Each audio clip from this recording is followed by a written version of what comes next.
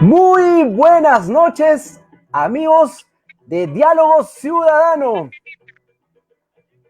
Esta noche tenemos pensiones escolares y derechos del consumidor. Nos acompaña una gran amiga, Anaí Chávez Ruesta. ¿Cómo estás, Anaí? ¿Qué tal, Renzo? Todo muy bien. Gracias. Excelente. Vamos a esperar que se conecten nuestros amigos en las redes sociales y por favor no se olviden de seguir las redes, el YouTube, el Facebook, por supuesto, que vamos a estar con la doctora Anaí Chávez Ruesta. Ella es abogada y profesora universitaria especialista en derechos del consumidor. Además, ha sido funcionaria en las Naciones Unidas, así que tenemos mucho que hablar sobre el tema de las pensiones escolares y los derechos del consumidor. ¿Estamos listos, Anaí, para salir en 30 segundos? Sí, claro que sí, cuando quieras. Claro que sí. Vamos a invitar a los demás amigos que puedan conectarse, por supuesto, comiencen a compartir las redes sociales. Vamos a estar revisando sus preguntas por el Facebook y luego lo vamos a transmitir en YouTube. Así que en 5, 4, 3, 2, arrancamos. Doctora Chávez, qué gusto tenerte en Diálogo Ciudadano, por tu gran experiencia como autoridad, también que ha sido autoridad del Indecopi y además funcionaria en las Naciones Unidas, con vasta experiencia en regulación y derecho del consumidor. Sabes que actualmente estamos en medio de una broncaza. Padres de sus colegios. ¿Qué está pasando, doctora Chávez? Sí, o sea, primero gracias a ti por la oportunidad de poder conversar del tema, ¿no? Definitivamente este es un tema que viene desde hace un par de semanas bastante movido y sobre el cual todo el mundo habla. De hecho, lo hemos conversado también con mis alumnos en clase porque va a pasar seguramente, lo comentan en las familias, lo comentan las personas allegadas y no todos sabemos qué respuesta dar, ¿no? Entonces, es un tema que me parece muy bien que lo compartamos. Sabes, para nuestros amigos que nos están viendo en la transmisión de Diálogo Ciudadano, tenemos que poner un poco un margen a esta discusión. ¿Cuántos creen que son los alumnos que participan de la educación básica privada? ¿Tienen alguna idea los amigos? Pues son cerca de 2 millones de alumnos que están en la educación básica privada, dejando a 5 punto algo de millones de alumnos en la educación pública. Sobre estos 2 millones, en realidad, doctora Chávez, según el estudio del año pasado del Instituto de Estudios Peruanos que publicó El Comercio, tenemos alrededor de 25.000 escuelas privadas.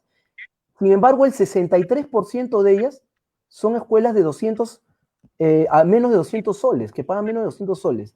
El 25% de 200 a 400 soles. Y solo el 12% son aquellas escuelas que pagan más de 400 soles. Entonces, ¿cómo podemos hacer los padres de familia para todos poder negociar con los colegios? ¿Se puede negociar? A ver, primero tenemos que ponernos en contexto, ¿no? ¿Qué es el servicio educativo? El servicio educativo es, además de un derecho fundamental, un servicio público.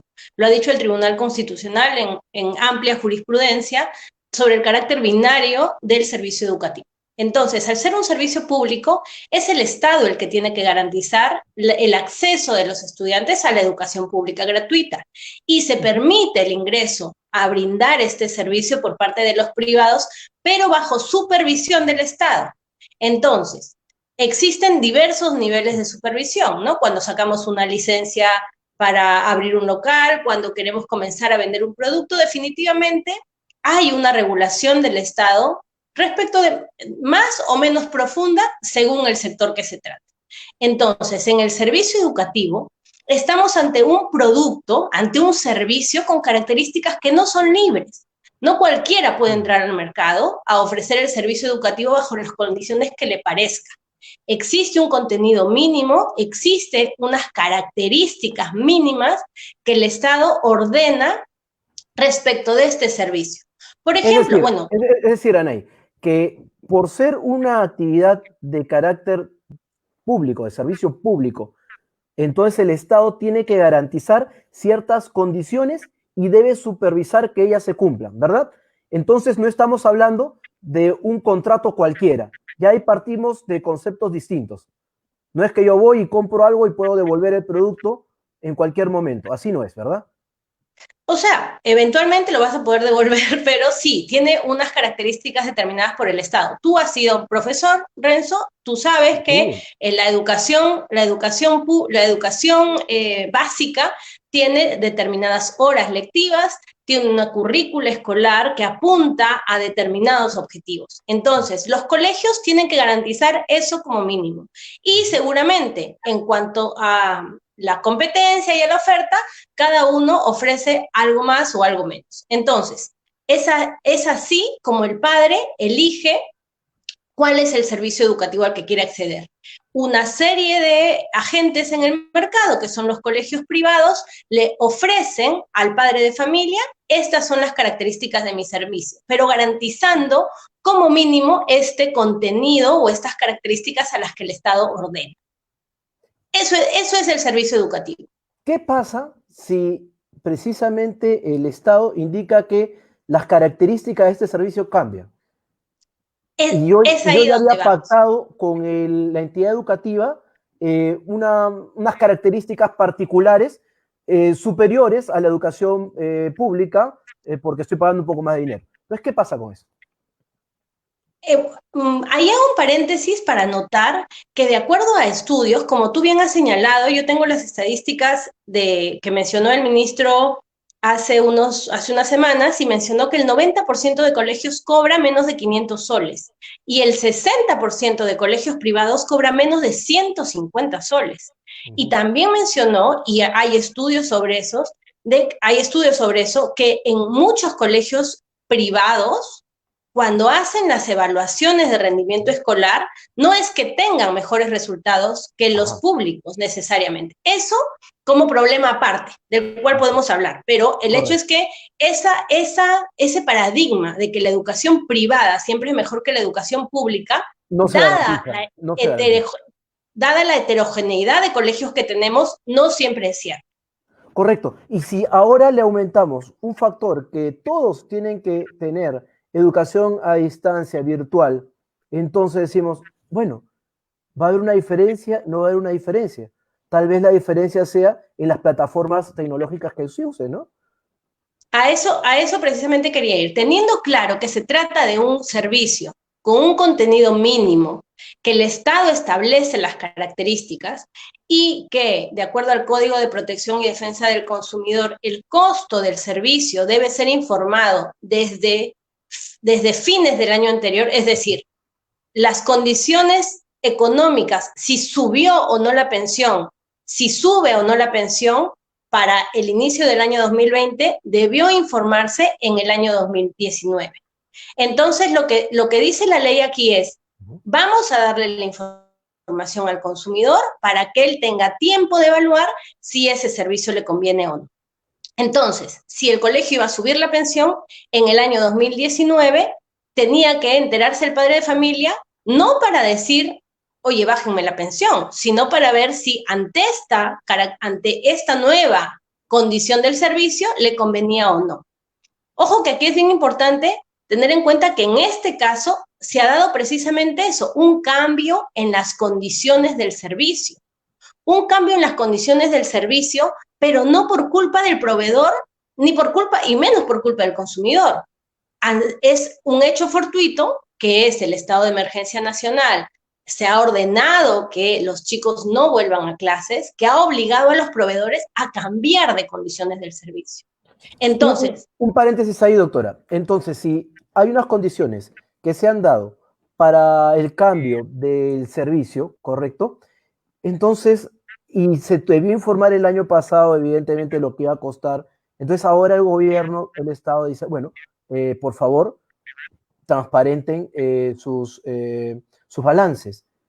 ¿Eso es correcto? ¿Es constitucional? Siendo la institución de escuelas católicas que el día de ayer o antes de ayer ha planteado un pronunciamiento indicando que les parece terrible, inconstitucional y que además parece que se estuviera confrontando a los padres de familia con los colegios. Pero ¿estamos en el marco constitucional al pedir este tipo de documentos? Ese es un segundo paso que se ha dado. Queda claro y es innegable que las barreras de cambio de proveedor en el caso del servicio educativo son altísimas. No es tan fácil que un padre de familia cambie de colegio en cualquier situación. ¿Me suben el precio de cambio de colegio? No, porque es un tipo de contrato que, dadas las características, es difícil que se cambie a un consumidor que cambie de opción. Pero nuevamente, dado que el servicio tiene nuevas características, corresponde en efecto que el padre vuelva a evaluar el servicio. Es decir, vuelvo a evaluar si el servicio que me está prestando es lo que yo espero y si creo que lo que yo estoy pagando corresponde o no. Ese es el momento en que todo ha estallado y los padres de familia han reclamado porque muchos padres consideran que en efecto lo que están pagando hoy no se condice, no se corresponde con con el servicio que se les está brindando. Pero ojo, nuevamente, que las características del servicio están establecidas por el ministerio. Entonces, no es que los colegios, y de hecho a raíz de esto estuve leyendo algunas de las normas que ha dado el Ministerio de Educación, le establece nuevas características para el servicio. Ya no es el servicio presencial y dice expresamente que no es equivalente comparar si eran 6 horas de colegio, que deben ser 6 horas de virtualidad, porque se trata de la educación a distancia, y la educación a distancia en periodos de emergencia tiene características totalmente distintas. Entonces, lo que ha dicho el ministerio es, sí, perdona. Sí, Anaí, y precisamente como además estamos en el marco no solamente educativo, sino del Código del Consumidor, me salta una consulta. ¿Este servicio es un servicio idóneo?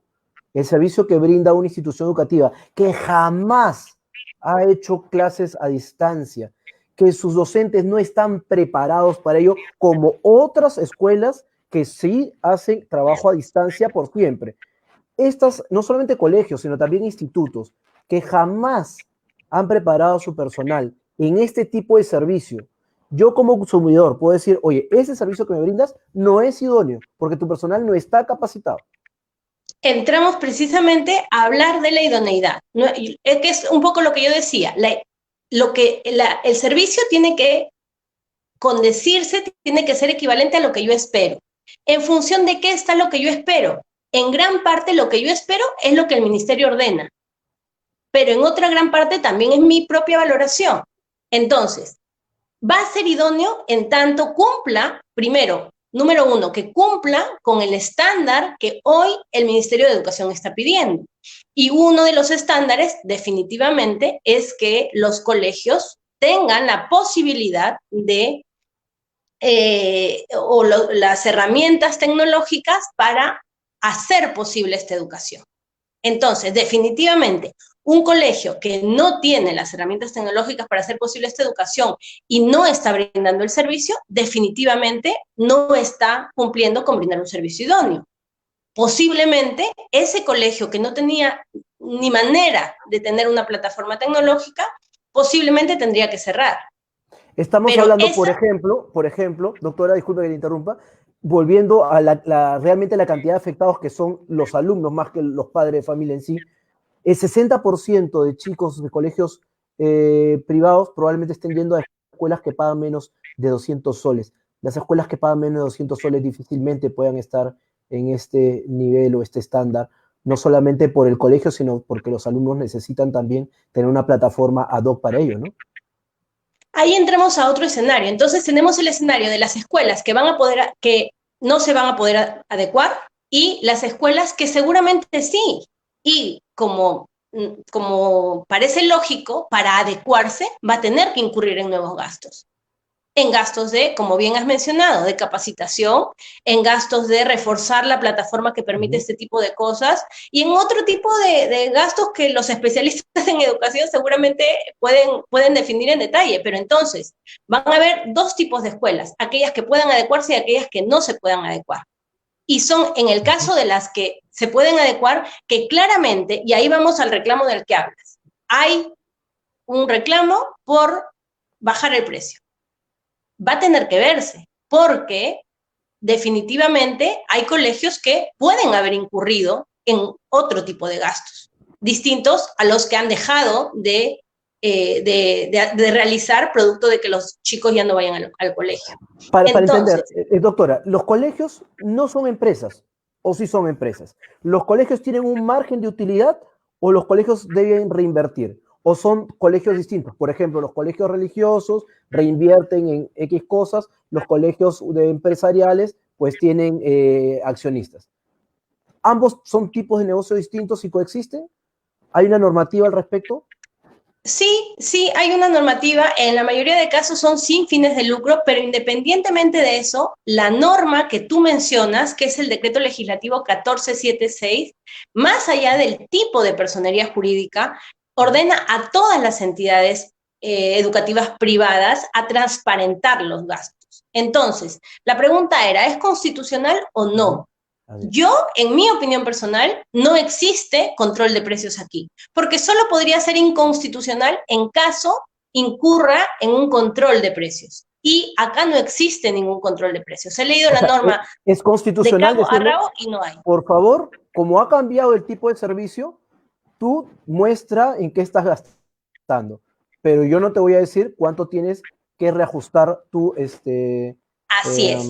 Partiendo de la premisa que estamos ante un nuevo servicio y por ende es un nuevo momento de negociación, o sea, la misma negociación que hace un padre de familia al escoger el colegio, que lo invitan a pasar, que le enseñan las instalaciones, que le dicen los servicios, el padre de familia en ese momento hace sumas y restas de qué le alcanza, de si puede, de tantos años, cuota de ingreso, ese mismo momento se está dando nuevamente ahorita, tarde, de manera extemporánea, pero dadas las circunstancias de pandemia y de emergencia nacional.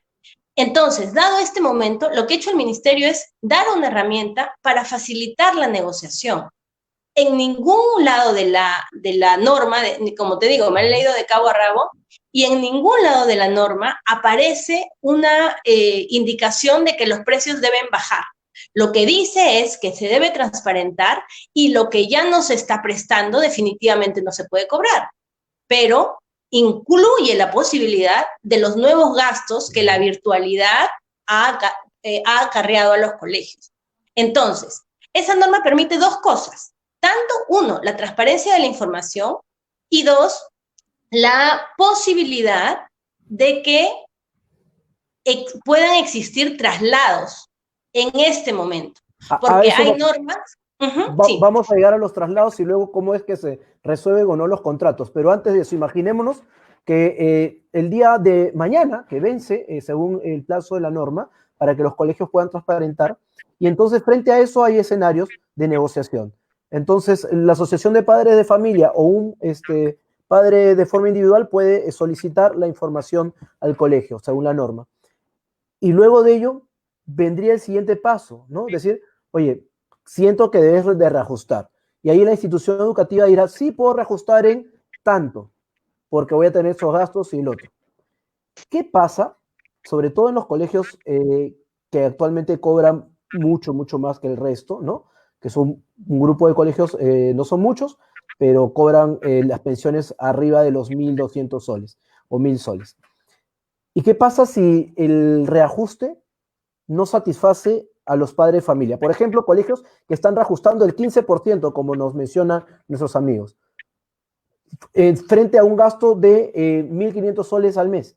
Decir que me van a bajar el 15% no es aceptable para los padres de familia. ¿Qué pasaría en ese escenario? En ese escenario el padre de familia puede o no aceptar y pedir el traslado. Entonces, ahí se han levantado las reglas del traslado, diciendo que puede ser ya en este momento y puede trasladarlo a un colegio público, porque precisamente el Estado constitucionalmente lo que tiene es que garantizar la continuidad y el acceso a los estudios de los ciudadanos, de los menores, de las personas. Entonces, el ministerio ha dicho, yo voy a establecer una plataforma para que se ingresen las solicitudes, que ya la abrió, para que se ingresen las solicitudes de aquellas personas que quieren trasladarse a un colegio público. Eso ya está hecho. Pero ojo, que también podrían haber traslados a los colegios privados. Y tan es así que yo ya he visto publicidad de colegios que dicen, oye, acepto traslados. Entonces, ese colegio lo que está diciendo es, ven, evalúa si mi plataforma, si mi servicio virtual te conviene más y mi precio en este momento. Entonces, hoy hay todo un movimiento en el mercado a efectos de que se hagan traslados a públicos y privados. Y lo segundo que puede hacer el padre de familia es quedarse en el colegio con la salvedad de que no está de acuerdo con esas condiciones para poder hacer su denuncia ante las autoridades competentes, ¿no? Que en este caso la norma otorga facultades de supervisión a las UGELES y bueno, INDECOPI también tiene facultades en este caso. Este caso, que justo estoy viendo los comentarios de varios de nuestros amigos en las redes, abre mucha polémica porque cuando uno contrata este tipo de servicio, que es un tipo de servicio de largo aliento, por 11 años, o tal vez solamente la secundaria, 5 años, uno lo hace en virtud no solamente a la oferta de infraestructura y de educación, sino a la confianza que te da esta institución. Entonces, cuando suceden este tipo de situaciones en los cuales nos encontramos en un momento de desconfianza, ¿cuál es la sugerencia que se puede hacer desde la expertise de la defensa del consumidor y el tema regulatorio para esta situación? Es importante lo que mencionas, porque precisamente es en base a esa confianza, y es una confianza de largo aliento, la que debería apuntar a que yo no confío solo para los 11 años, confío también, mi confianza está determinada porque en cualquier coyuntura, esta entidad va a poder darme respuestas. Entonces, es una gran oportunidad para los colegios, y me has mencionado el anuncio, el comunicado del Consorcio de Colegios Católicos, que yo creo que más bien ha debido ser una oportunidad, no sé por qué no la viene siendo, para volver a generar confianza, restablecer la confianza o renovar la confianza, como la renovación de votos, que es un momento para que puedan renovar la confianza, mostrando al colegio todo lo que está haciendo para poder paliar esta situación y dando señales también a los padres de familia de que son conscientes de la situación económica y del problema que existe hoy día en esta coyuntura para poder tener las clases de la manera más idónea dentro de lo que cabe en estas circunstancias, ¿no? Correcto. Mira, precisamente hay algunos colegios que están dando algunos movimientos interesantes dentro del mercado y dicen, oye, yo te voy a descontar, entiendo la situación, 40%. ¿No? Hablaba con un especialista en la materia y me decía que los colegios más grandes pudiesen estar por encima del 35% de descuento según los gastos que se tengan siempre. Claro, pensando que tal vez el próximo año algún tipo de reajuste porque van a tener que volver a activar toda la maquinaria. Por otro lado, tenemos otra situación que es los profesores.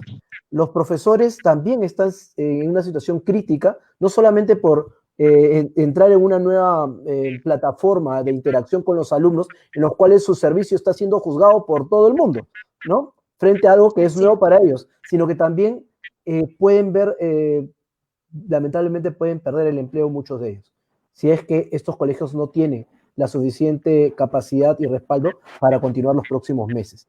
En esa coyuntura, doctora Chávez, resulta que, ¿qué pasa si los padres de familia de algunos colegios dicen, ¿sabes qué? Como asociación de padres de familia, nos negamos a pagar todo el año el colegio. No vamos a pagar. ¿Eso está dentro del marco de la ley? Bueno, no está dentro del marco de la ley, pero hoy cabe la posibilidad, y sucede, hay una alta tasa de morosidad en condiciones normales, digamos, no hoy, no dada esta coyuntura, pero año a año los colegios privados se quejan de la alta tasa de morosidad que existe. Y en realidad no se puede suspender las clases por falta de pago. Lo único que se puede hacer es que al final, en la matrícula del siguiente año, puedan hacer el cobro como requisito para la matrícula del siguiente año. Pero durante el año no es posible, en condiciones normales. No es posible interrumpir el servicio, mucho menos en estas condiciones, ¿no? O sea, no hay posibilidad de interrumpir el servicio por falta de pago. Quería mencionar, Renz, un tema más, que en caso, para terminar de resumir lo que dice la norma, en caso de que el padre de familia decida Exacto. cambiarse de colegio, retirarse. ¿Qué pasa con las matrículas? ¿Qué pasa con la cuota Así inicial es, altísima? así es. Se devuelve la matrícula, se devuelve las pensiones que hubieran sido pagadas hasta el momento, o sea, marzo y abril, y se devuelven además, A pesar de en que el hayan sido caso de la disparos. cuota de ingreso, ¿cómo? O sea, si yo decido retirar a mi hijo del colegio, hasta estamos ya empezando mayo, me tiene que devolver marzo y abril, a pesar de que el colegio, por ejemplo, en abril ya me brindó clases Esta norma virtuales. tiene plazo para ser reglamentada hasta el 15, hasta el 26 de mayo. Tiene que salir un reglamento explícito sobre la norma, pero lo que dice es que se tiene que devolver las pensiones, se tiene que devolver la matrícula y se tiene que devolver la cuota de ingreso. Ojo, si bien recordamos, la cuota de ingreso es un pago bastante fuerte que se da con la expectativa o que se realiza con la expectativa de que el menor esté en el colegio por 5 años o por 11 años. Como bien dices, es un servicio de largo aliento.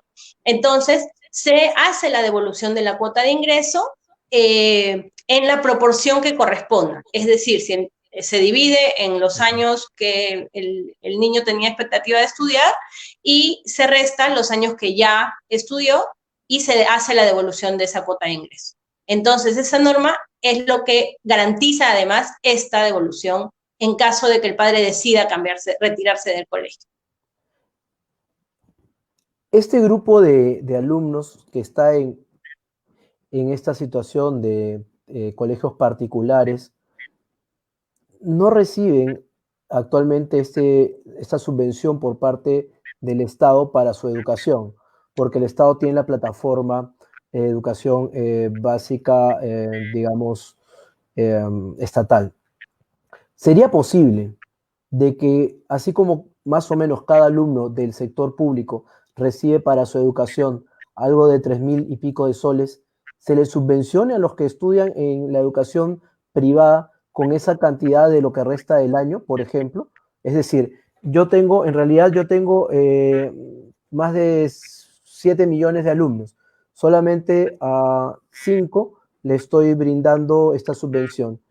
El resto son 2 millones y pico. ¿Les puedo dar también esta subvención prorrateada, digamos, en lo que quede para que ellos puedan continuar con sus estudios en la escuela que ya tenían, siendo que todos los padres han sido afectados? Tal vez no de la misma forma, pero sí han sido Bueno, afectados. estas ya son medidas económicas para paliar los impactos de la pandemia. Creo que el Ministerio de Economía y Finanzas ha sido bastante creativo hasta el momento. Yo lo que entiendo con las herramientas dadas hasta el momento es que la preocupación de los padres pasa por dos temas. La preocupación de los padres pasa, uno, porque no sienten que el servicio educativo amerite lo que están pagando, pero por otro lado pasa porque no están percibiendo ingresos. Entonces, muchos de los padres de familia en realidad, el reclamo, además de ser por el servicio en sí, es por la falta de ingresos que están obteniendo. Y es en esos casos donde hoy se está dando bonos bueno, en esta semana supongo va a salir ya lo del bono universal, previamente se ha dado a 2 grupos económicos también. Entonces sí encuentro que hay el Estado está buscando la manera de paliar este impacto, ¿no? Yo no soy especialista en el tema económico como para decir si correspondería esa otra, pero sí creo que de lo que hay ahora, ese bono puede ser para los padres de familia, uno de los bonos que están dando, para poder paliar la preocupación que hay por la continuidad de estudios de sus hijos. Entonces, para ir haciéndole una síntesis a todos nuestros amigos que nos siguen en las redes, tanto en YouTube como en Facebook, que le tienen que dar suscribirse al canal para que sigan viendo a la doctora Anaí Chávez aquí. Entonces decimos lo siguiente. Primero, que esta coyuntura es inédita, ¿no? Segundo, que sí es potestad del Estado cambiar un poco, supervisar lo que está ocurriendo con el sistema educativo privado y poder indicarle que, bueno, transparenten sus cuentas porque además ustedes están brindando un servicio público. O sea, es privado, pero también está en el ámbito público. Entonces, pongan sus cuentas. Tercero, el padre de familia tiene la potestad de poder negociar con el proveedor de servicio educativo, va a ver si se puede bajar o no, tal vez de forma grupal o de forma individual, que es lo que corresponda, ¿correcto? Y Así al no es. ser así, tiene derecho a poder solicitar el reintegro de la cuota de matrícula, los meses que se han pagado hasta ahora y, como no, de cierta forma, su dinero de la cuota de inscripción. ¿Hasta ahí estamos correctos, doctora? Así es. ¿Qué es lo que nos falta? Yo creo que has concluido bien, pero es importante resaltar que esto, como bien has señalado, es un hecho inédito. Es un hecho inédito y si uno escucha la demanda de los padres, es la reducción de los precios. Pero esto sí sería inconstitucional. Y como hemos visto, la realidad de los colegios nuestros es que son heterogéneos. Entonces, no podría el Estado intervenir en decir, bajes el 15, bajes el 30, bajes el 50. Yo creo que esta medida que se ha dado no interviene en la fijación de precios, pero y sí da una respuesta desde el Estado a esta demanda que había de los padres de familia. Para unos podrá ser suficiente, para otros no, pero que permite un escenario de renovar la confianza o de mirar hacia otro lado a la educación pública o de mirar a otro colegio, ese es un poco el objetivo que se está generando y nuevamente, porque no son condiciones normales. Entonces, definitivamente no sé si puede haber una solución que nos ponga contentos a todos, porque bien ha señalado, en algunos casos los profesores son los que no la están pasando tan bien o están nuevamente volviendo a incursionar en herramientas que desconocían. Por otro lado, los colegios van a dejar de percibir ganancias, por otro lado, los padres. Yo creo que no hay una salida que pueda dejar contentos a la totalidad. Y eso es por un hecho que escapa precisamente al manejo de todos. Pero lo importante es que puedan llegar a una solución, tanto colegios como padres de familia, que se ajusten lo mejor que se pueda a estas nuevas necesidades y estas nuevas posibilidades que tienen. ¿Se puede trasladar esto mismo a los institutos, doctora?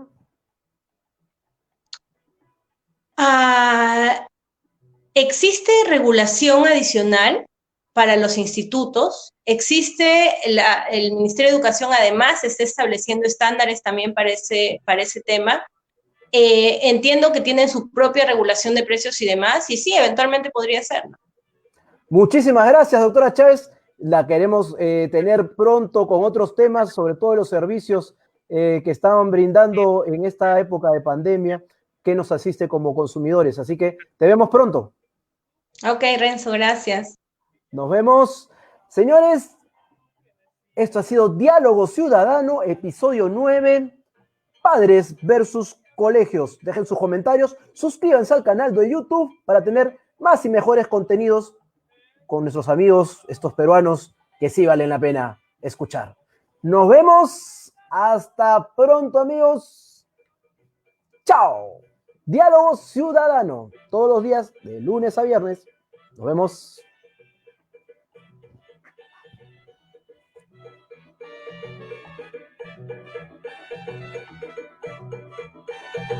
Suscríbanse en YouTube.